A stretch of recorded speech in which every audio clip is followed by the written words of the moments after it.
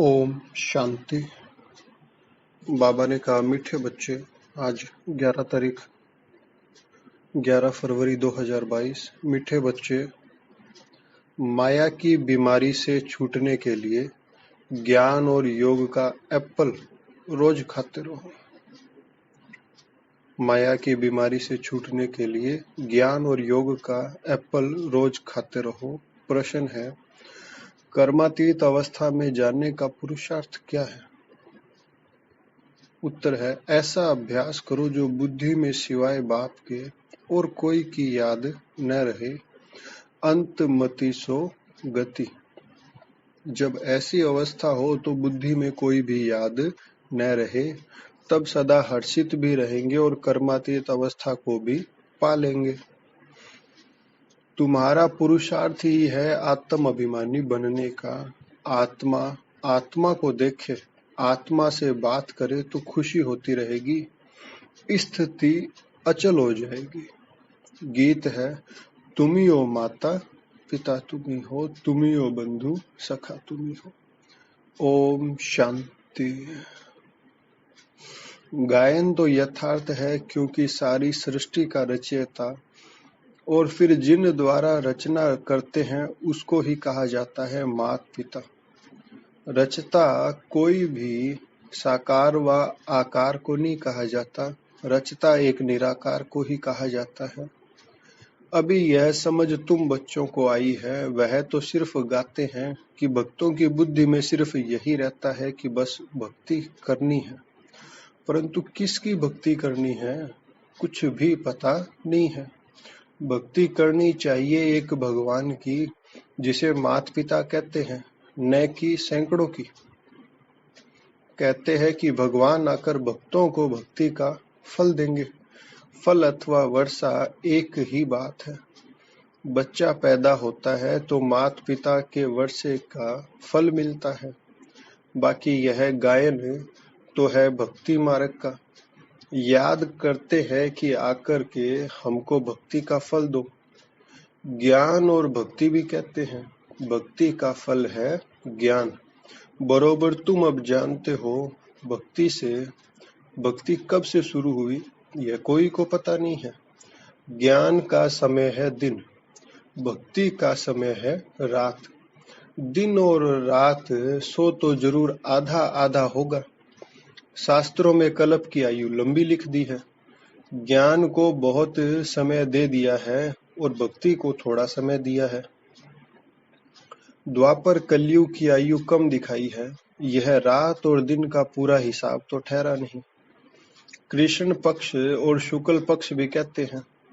शास्त्रों में यह अक्षर है। कहते हैं तुम लोग शास्त्रों को नहीं मानते हो, फिर शास्त्रों के अक्षर क्यों लेते हो? तो तुमको समझाना है। शास्त्रों का सार तो बाबा ही बताते हैं। फलाने शास्त्र में यह राइट नहीं है, यह राइट है। रेफरेंस तो जरूर देना पड़े कि जैसे अब प्रदर्शनी में चित्र दिखाते हैं कि हनुमान, गणेश, वामन अवतार आदि आदि, समझाने लिए दिखाना तो पड़े ना। जो बात रॉन्ग है वह वर्णन कर फिर राइट क्या है वह समझाते हैं। यह बाबा की महिमा गाते हैं। शिवाय नमः, फिर लिखा है तुम ही हो माता पिता। अब नाम तो देना पड़े ना। मनुष्यों को यह पता नहीं है कि हमारा बाप कौन है। कहते भी है ओ गॉड फादर। बुद्धि उधर जाती है। मनुष्य प्रार्थना आदि करते हैं तो जानते हैं कि परम पिता परमात्मा परलोक में निवास करते हैं। ब्रह्मा विष्णु शंकर को याद करेंगे तो बुद्धि सूक्ष्म वतन में जाएगी, फर्स्ट सेकंड फिर थर्ड फ्लोर। अब मुख्य बात है बाप को भूले हैं। बाप आकर उलाहना देते हैं, तुमने हमारी कितनी गलानी की है। बाप जो सर्वे की सदगति देने वाला है, उनकी फिर सभी ने बैठे गलानी की है। देखो गीता में है भगवानुवाच यदा यदा ही धर्मस्य। तो भारतवासी अपने धर्म की गलानी करते हैं। कहते हैं ईश्वर सर्वव्यापी है। क्या सभी में ईश्वर है? तो कह देते हैं कच्छ अवतार, मत्स्य अवतार, वाराह अवतार।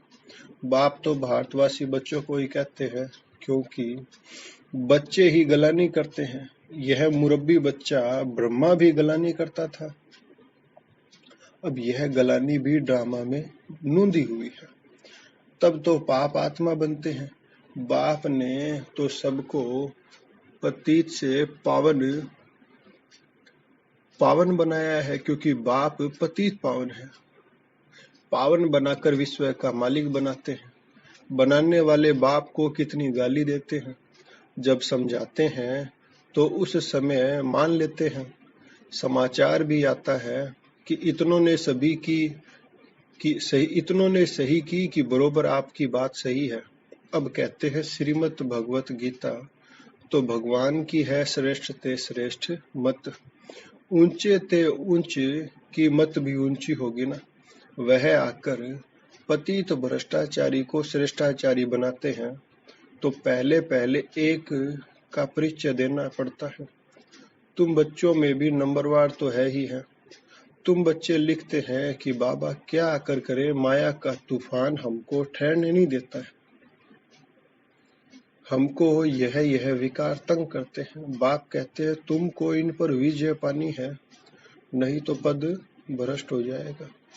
शिक्षक ही अगर ऐसा कुछ काम करेंगे तो जरूर औरों को संशय पड़ेगा कि खुद की चलन तो ऐसी है और दूसरों को ऐसे समझाते हैं। विकार भी कोई सेमी होता है। सतो रजो तमो हर बात में होता है। सत्युग को सतो उच्च कहा जाता है, कलयुग को तमो नीच कहा जाता है। दुनिया भ्रष्टाचारी कहते हैं, परंतु अपने को कोई भ्रष्टाचारी समझते नहीं है। बाप समझाते हैं कि इस रावण राज्य में एक भी श्रेष्ठाचारी नहीं है। समझो कोई से पूछा जाता है कि ऊंचे ते ऊंचा कौन, तो कहेंगे भगवान। अच्छा, उनका ऑक्यूपेशन जानते हो? नहीं। या तो कहेंगे सन्यासी ही ऊंच है क्योंकि पवित्र रहते हैं, खुद भी सन्यासियों को फॉलो करते हैं, नमस्ते करते हैं। तो उन्हों से पूछना चाहिए, सन्यासियों से भी जरूर कोई ऊंचा होगा। सन्यासी भी भगवान की साधना करते हैं।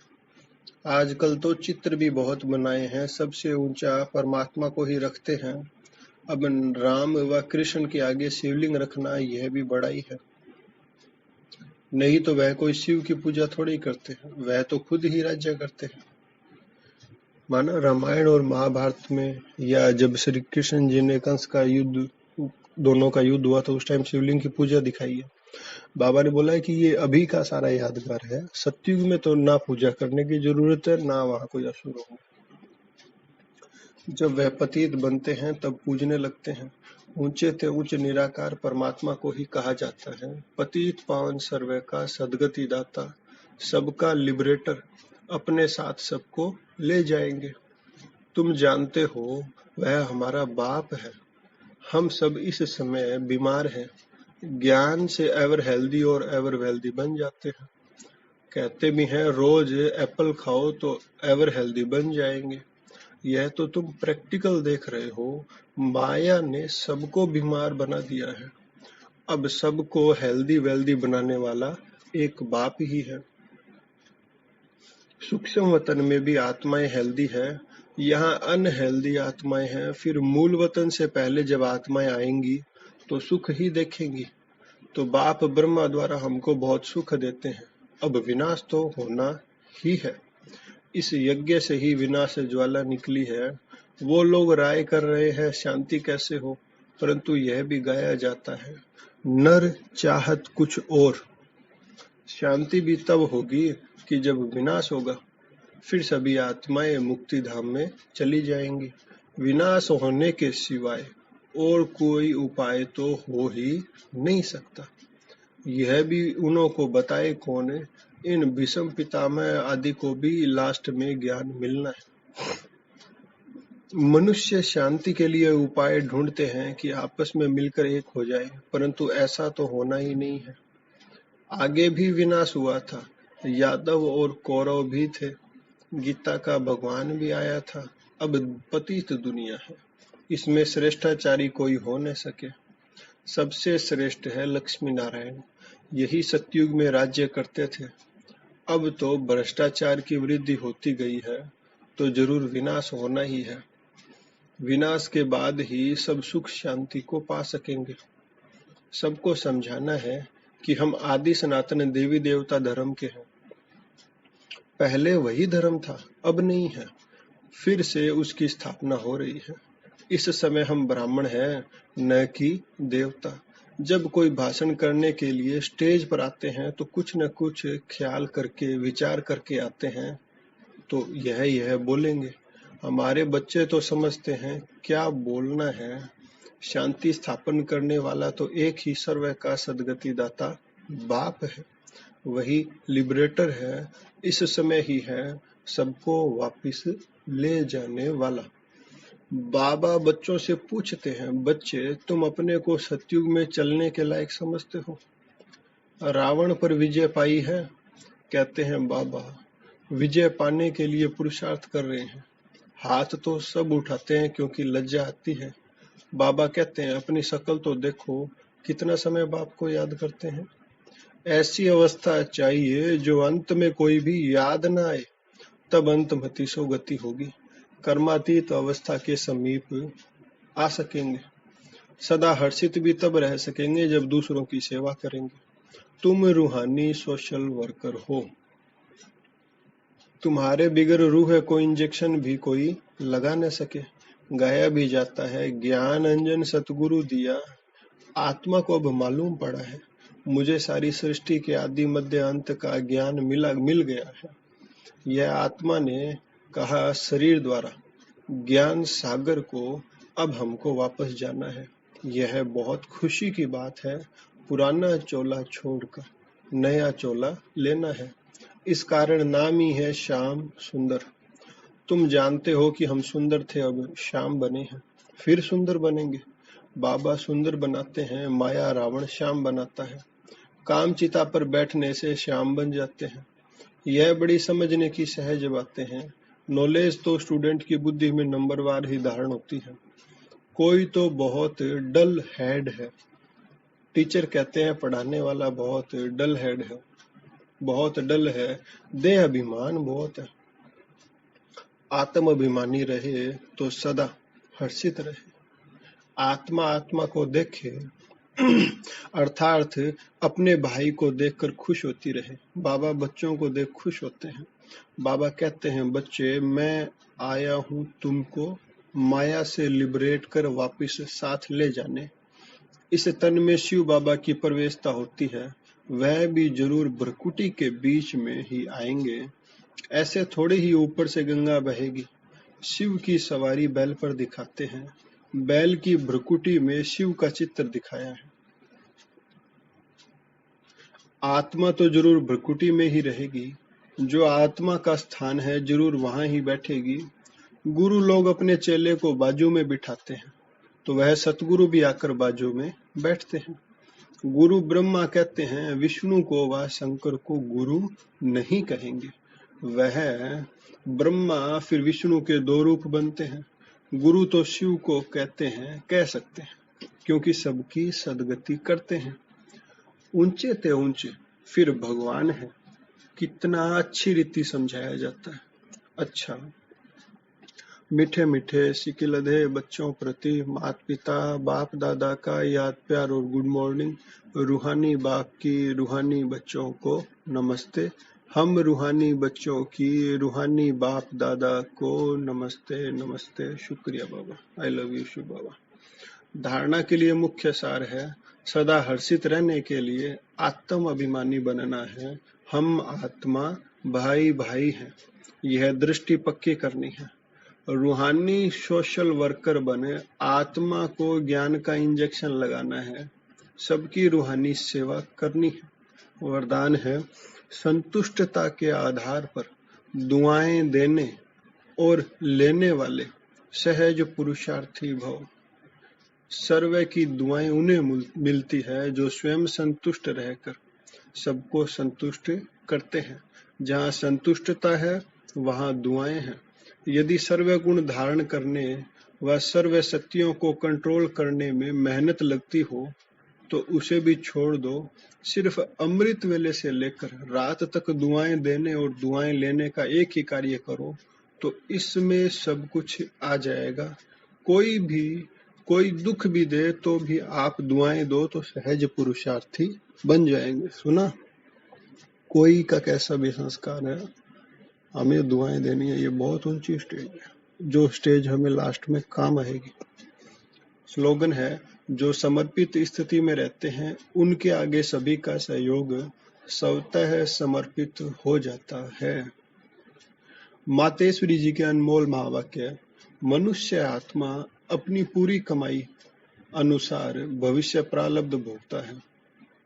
देखो, बहुत मनुष्य ऐसे समझते हैं कि हमारे पूर्व जन्मों की अच्छी कमाई से अभी यह ज्ञान प्राप्त हुआ है, परंतु ऐसी बात है ही नहीं। पूर्व जन्म का अच्छा फल है यह तो हम जानते हैं। कल्प का चक्कर फिरता है, सतो रजो तमो बदली होता रहता है, परंतु ड्रामा अनुसार पुरुषार्थ से प्रारब्ध बनने की मार्जिन रखी है। तब तो वहां सतयुग में कोई राजा रानी, कोई दासी और कोई प्रजापति पाते हैं। तो यही पुरुषार्थ की सिद्धि है। वहां द्वैत ईर्ष्या होती नहीं। द्वैत मतलब दो मतें, दो मत नहीं होगी तो कोई गुस्सा लड़ाई झगड़ा कुछ नहीं, प्यार से चलेंगे सभी। वहां प्रजा भी सुखी है। राजा रानी प्रजा की ऐसी संभाल करता है जैसे माँ बाप अपने बच्चों की संभाल करता है। वहां गरीब साहूकार सब संतुष्ट है। इस एक जन्म के पुरुषार्थ से 21 पीढ़ी के लिए सुख भोगेंगे। यह है अविनाशी कमाई।